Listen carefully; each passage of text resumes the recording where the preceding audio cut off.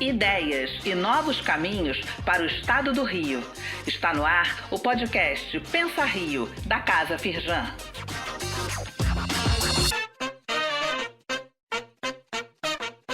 Olá, bem-vindos ao Pensa Rio. Eu sou Nathani Borges, especialista de ambientes de inovação da Firjan, e alterno ao lado da Júlia Zardo a apresentação desse podcast com debates entre academia, sociedade civil, empresas e governo. A ideia aqui é ouvir especialistas, pensadores, empresários, técnicos e gestores públicos para que possamos traçar novos caminhos e alternativas para o desenvolvimento do Rio. E com a gente na condução dessas conversas também está José Luiz Alqueres, que é presidente do Conselho Estratégico da Casa Firjan e que nos acompanha na curadoria dos convidados e também na discussão sobre os assuntos tratados. Hoje o Pensa Rio apresenta a última pauta da temporada 2022, quais as oportunidades que a COP27 deixa para o Brasil. Quem nos conta as principais discussões e tendências apontadas no maior encontro do mundo sobre as mudanças climáticas é Gerson Sampaio, engenheiro físico e nuclear, CEO da Tec Energia Sustentabilidade, uma empresa focada em projetos de energia limpa, e também um dos 100 profissionais mais influentes da energia, eleito pelo Grupo Mídia. O Gerson também tem na bagagem experiência no mercado internacional, em países como Argentina, Chile, Angola e Marrocos. Bom, e antes de eu passar a palavra para o Alqueres, eu acho que é só importante dar um breve contexto sobre a COP, né? O que é a COP? Conferência das Partes, que é um encontro promovido anualmente pela ONU e que reúne líderes do mundo inteiro para discutir as capacidades e os limites do planeta e da sociedade para se adaptar às mudanças do clima. Esse ano, o evento aconteceu de 6 a 18 de novembro, no Egito. Agora sim, a palavra está com você, Alqueres. Eu queria dizer para todos que nos ouvem que é um privilégio ter aqui o Gerson, que não só é um especialista nesse assunto, sustentabilidade, energia limpa, transição energética, mas é uma das pessoas historicamente mais envolvidas diretamente no acompanhamento do que ocorre nas COPs. Ele esteve agora no Egito acompanhando pessoalmente a 27ª COP27, como acompanhou a COP número 1. As COPs nasceram depois da Rio 92, onde o Gerson participou e, pelo que estava me dizendo, embarcou de corpo e alma nesse tema, atuando em consultoria, em projetos, em execução, em discussões, em artigos e toda a forma. Eu só posso dizer, Gerson, que eu comecei um pouco antes. Eu comecei preparando um artigo para a Conferência das Nações Unidas de 72, 20 anos antes. Mas estava lendo ainda há pouco uma biografia do Humboldt, aquele grande cientista que há 200 anos atrás realmente formulou pela primeira vez o conceito de unicidade do mundo e da correspondência entre clima, temperatura, vegetação, mares, atmosfera, enfim, essa visão integrada da ecologia. E isso leva justamente à resposta do o porquê das COPs no seu caráter internacional. A preocupação internacional é mandatória e a exploração intensiva, combinada ao grande crescimento demográfico e o descontrole a certas regras básicas de preservação ambiental, esgotaram os limites do planeta. Agora, com todo o lado ruim, isso é um alerta e uma oportunidade para se tomar medidas aceleradamente para coibir esses efeitos. E isso acaba gerando grandes oportunidades de negócio. Eu queria, Gerson, que você então falasse um pouco da sua experiência lá. É uma grande satisfação falar no Pensa Rio, né? Com um amigo de muitos e muitos anos. Eu não vou falar quantos anos, porque senão fica transparecendo a nossa idade, o que não é conveniente nesse momento. Mas os anos de final 2 parecem ter alguma sintonia cósmica. Vejam só, em 1492 foi publicado um trabalho de Leonardo da Vinci. Leonardo da Vinci foi alguém que não precisa ser apresentado, mas também foi o primeiro cientista da história. Foi o primeiro cientista que desenvolvia com método as suas descobertas. E ele publicou um trabalho de um estudo que ele fez numa determinada localidade da Itália, que tinha um tipo de formiga muito particular. Essa formiga era de uma intensidade de trabalho extraordinária, super inteligente, mas tinha um detalhe: ela formava o formigueiro ia crescendo, crescendo, crescendo numa velocidade extraordinária, até que ela acabava com os recursos naturais ao alcance dessas formigas e todas elas morriam. Esse trabalho foi publicado em 1492. E em 1492, nesse mesmo trabalho, ele diz que a grande preocupação da vida dele... Ano da descoberta da América, então. Exato o ano da descoberta da América. A grande preocupação da vida dele é que ele achava já que o ser humano era exatamente como essa formiga, que o ser humano ia se desenvolver numa velocidade extraordinária e em determinado momento ele ia acabar com o planeta e isso determinaria a morte de todos os seres humanos por falta de uma natureza para explorar. Isso foi em 1492. Muito bem. Em 1952, eu nasci, nada a ver. Em 1972, né, José Luiz Alqueires publicou esse artigo na ONU. De 2 em 2, nós chegamos em 2022, que é a COP27. Qual é o grande mérito desta COP? Em 1995, nós tivemos a primeira COP oficial depois da Rio 92. Olha o 2 de novo. Rio 92 foi um divisor de águas, né? Em que o Brasil, um país completamente desconhecido da comunidade científica internacional, foi apresentado ao planeta, né? Então o Brasil passou a ser, daquele momento em diante, né, o país, né, do carnaval, do futebol e de ciência, né? Nós começamos a aparecer para o planeta nessa data. Muito bem.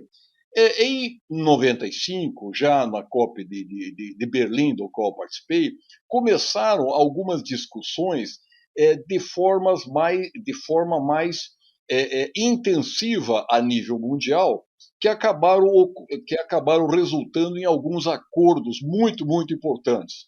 O Protocolo de Quioto, né, na COP3, 2 anos depois, em 1997, o Acordo de Paris, que levou 8 anos para ser aprovado, acabou sendo aprovado em 2015, são acordos que obrigam os países a tomar determinadas providências, né? Sem as quais eles são punidos com algumas atividades que reduzem a intensidade de verbas internacionais que entram no país, né? Na COP26, no ano passado, em Edimburgo, na Escócia, novamente ocorreram acordos e pela primeira vez se tocou num ponto nevrálgico: o maior poluidor do planeta. O maior poluidor do planeta é a China, com cerca de 30% do volume de poluição mundial, e que até então era considerado, devido a uma resolução da ONU de 1952, a China era considerada um país pobre. Em 1952, efetivamente, a China era um país pobre. ela se desenvolveu de forma extraordinária, tornou-se o maior poluidor do mundo e a segunda maior economia do mundo, mas estava ainda na ONU como país pobre. Resultado, ela recebia dinheiro como contrapartida de produzir a sua própria poluição. Então, a COP27, além de todas as questões políticas, econômicas que foram extensamente divulgadas nos jornais, teve um grande mérito. Decidiu-se que a China não é mais um país pobre e que, portanto, a partir do ano que vem, a partir de 2023, ela começa a participar do fundo multinacional, né, que vai beneficiar os países pobres que precisam ter projetos de recuperação da intensidade da poluição que existe no mundo hoje. Então, esse foi o grande resultado da COP27.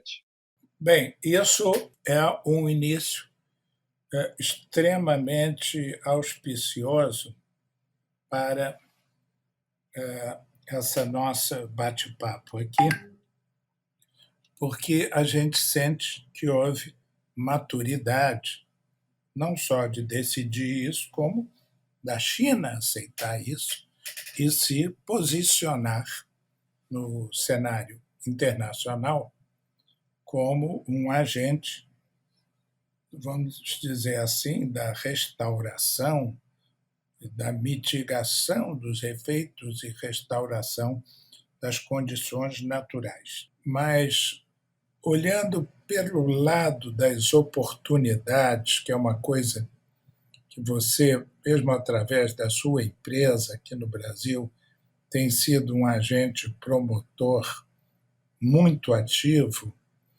como você vê o panorama de oportunidades abertas por essa nova mentalidade que essa COP27, de alguma maneira, consolida? Aqui no Rio de Janeiro, nós temos muitas pretensões de ser um centro de tecnologia, de estudos, mas também de fabricação de equipamentos de controle. Como é que você vê isso, tanto do ponto de vista da indústria, quanto da sua relação com a academia e centros de pesquisa que nós temos aqui? Eu vejo oportunidades muito importantes. A primeira oportunidade que hoje nós temos é mostrar à população, à comunidade, a intensidade das ações resultantes da poluição, né, do ataque à nossa atmosfera, né, que vem ocorrendo em todos os lugares. Muitas vezes a pessoa olha o nosso trabalho e diz: não, o problema está acontecendo na África, está acontecendo na Austrália, né, está acontecendo na Nova Zelândia, na ilha de Togo, que está desaparecendo, é um país que está desaparecendo porque o mar está subindo.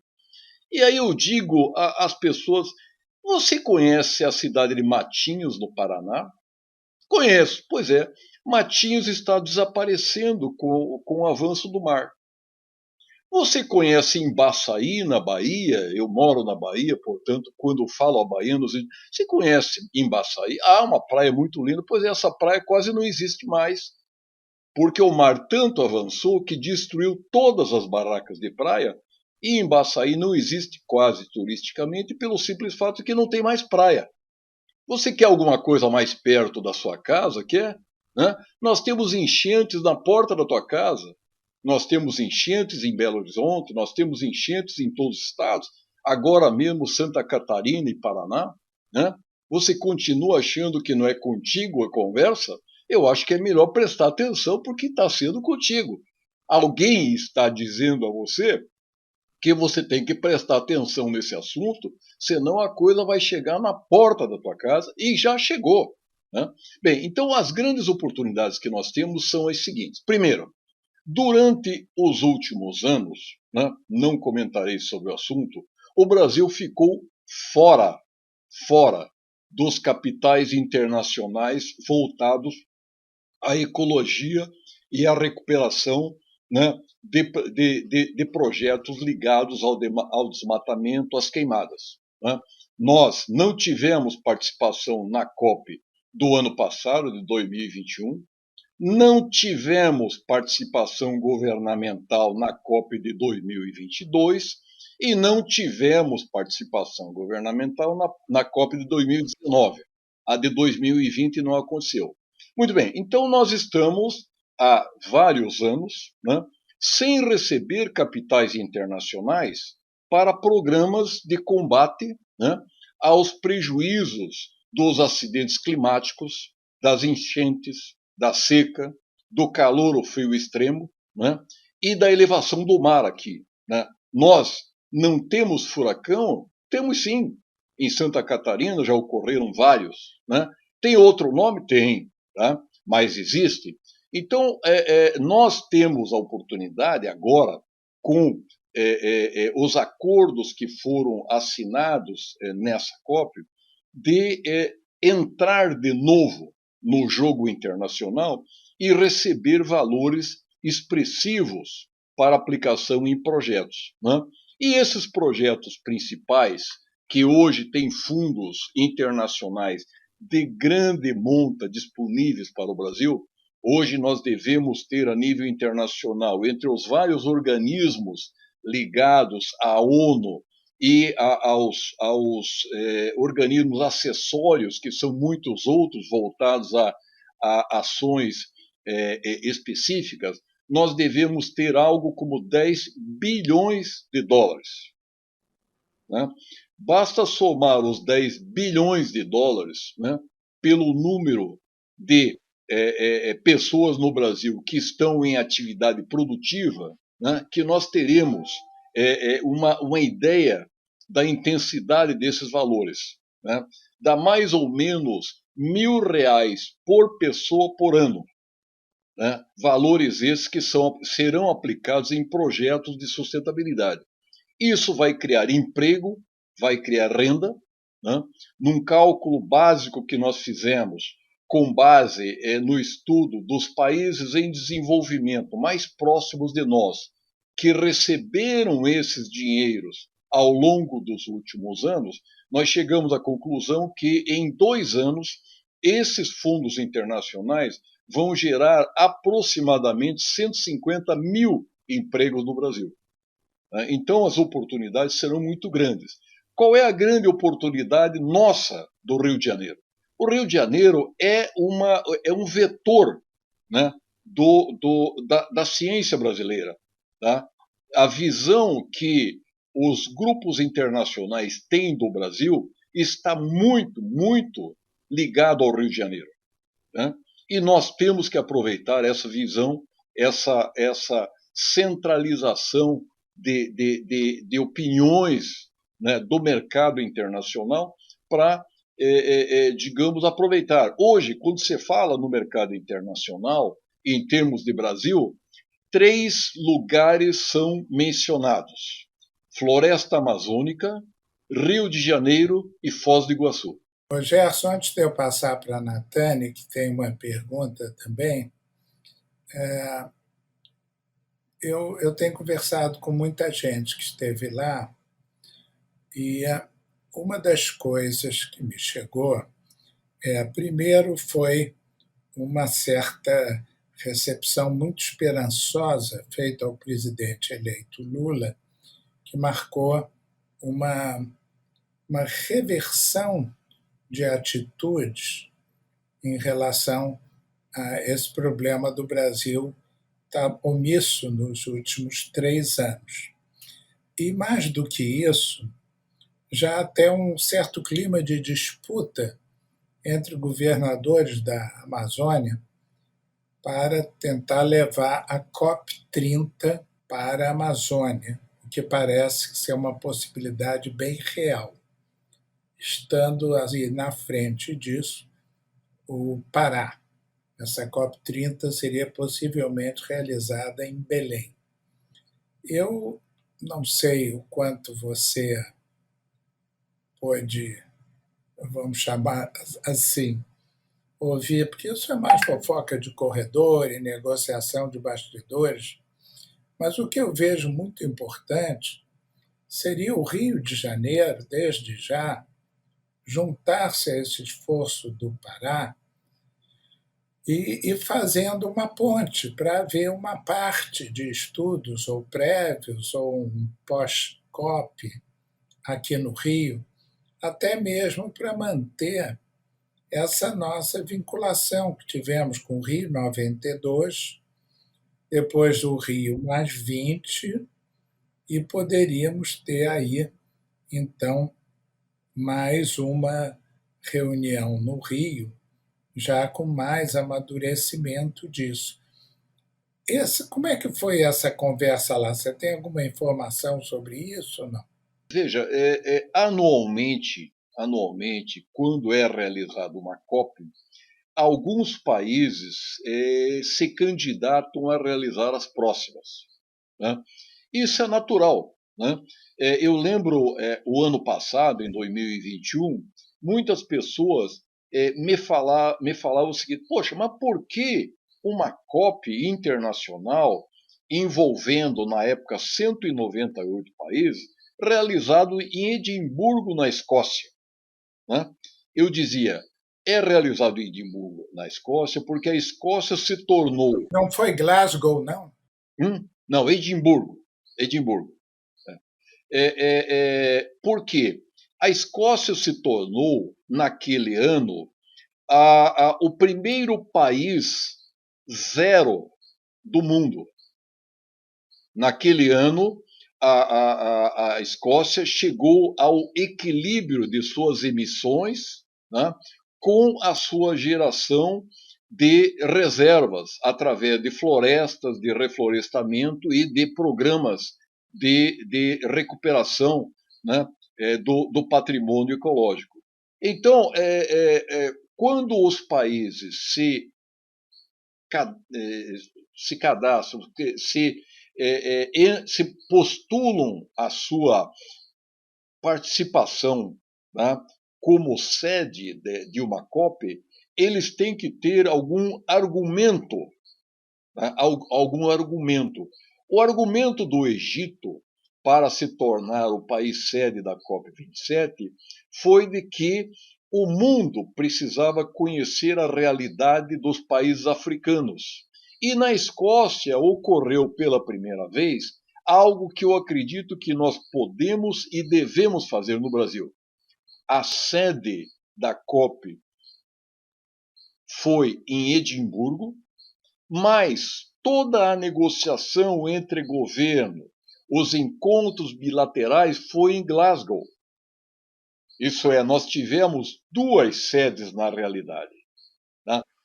Cada qual com a sua, com o seu ponto principal, né? Cada qual com aquele aspecto mais favorável e de maior visibilidade a nível internacional. Então, nós defendemos a tese de que a COP que vier para o Brasil deve ser uma COP com duas sedes, né? Uma sede na Amazônia, né, com todo o seu cabedal de atrativos da natureza, de atrativos da floresta amazônica, né?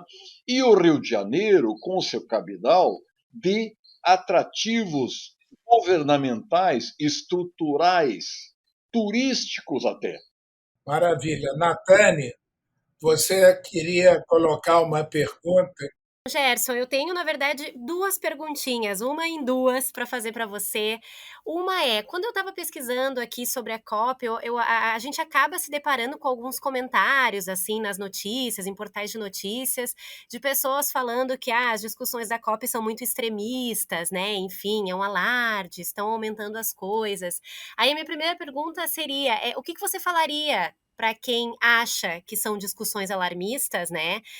E a segunda pergunta, aí é uma pergunta bem no tom, tipo, eu sou jornalista, então eu sou muito curiosa, né? O que você viu de curiosidade na COP? Porque assim, no meu imaginário, a COP é uma coisa, é um evento muito grandioso, né? Enfim, o que você, quando você chega aqui ao Brasil, você conta para sua família, para os seus amigos, enfim, de interessante, de curioso, de peculiar?